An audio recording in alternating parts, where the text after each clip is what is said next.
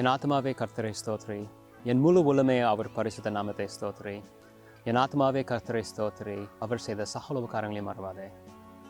Bless the Lord, O my soul, and all that is within me. Bless God's holy name. Bless the Lord, O my soul, and forget not all his benefits. Hi friends, my name is JP Sundararajan. I am honored to serve as Director of Global Mission for the Reformed Church in America. And I want you today to think back with me all the way to January 2020. Feels like a lifetime ago in many ways. And this really was the last chance we had to gather together largely as a denomination. We had no understanding of what the next year would bring. And while whispers of COVID-19 were beginning to surface around the world, we were able to come together and find God faithful. I am so grateful for that celebration and joy that it brought to our global mission family, the denomination at large, and you, I hope. And when we gathered in Orlando, I had the privilege of sharing a little window into India, my home country. I shared with you how a small leprosy village in India needed water, a village named Thokampatti. In their consultations with their hydrologists, they were promised water at 700 feet. And yet, as we began digging, at 700 feet, there was no water. And we kept digging. 800 feet, there was no water. At 900 feet, the soil that was being churned out was wet with the promise of water. And yet, at 1,200 feet, at the deepest point we could drill that day, we hit nothing but a puff of dust.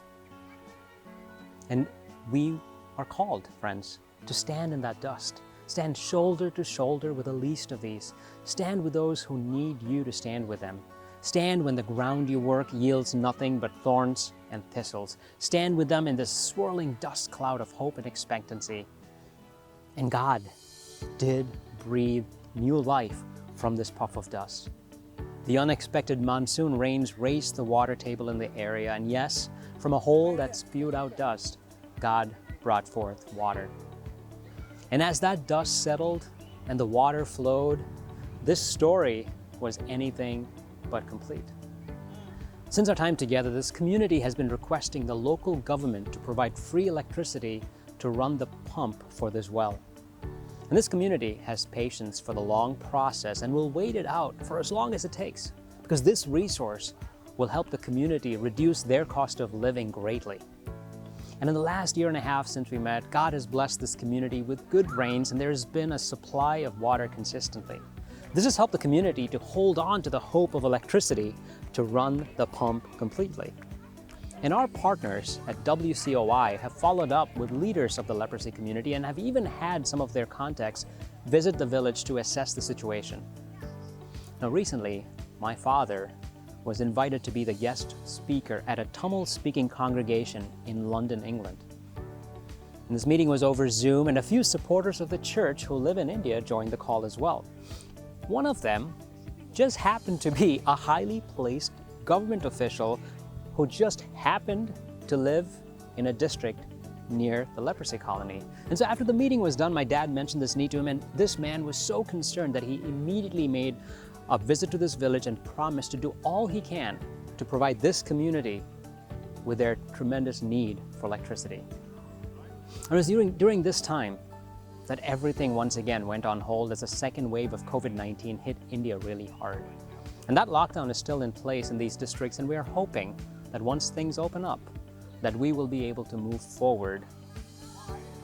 The story of mission is never complete because God is always at work in new and unseen ways. And we at Global Mission have seen God working in big ways over this last year. Despite pivots and hardship, there have been countless pockets of grace.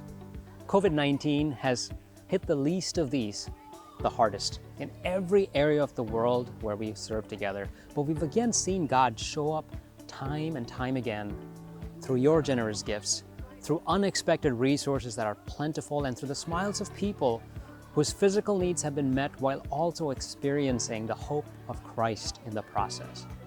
And I'm excited to share some of these stories with you over the next several weeks leading into the beginning of fall. Many of our amazing speakers and partners and presenters and missionaries have put together video updates to share how they have seen God at work in COVID-19 and how our time together at Mission 2020 spurred us forward to find these pockets of grace among puffs of dust over and over again. So you can look forward to receiving those in your inboxes soon.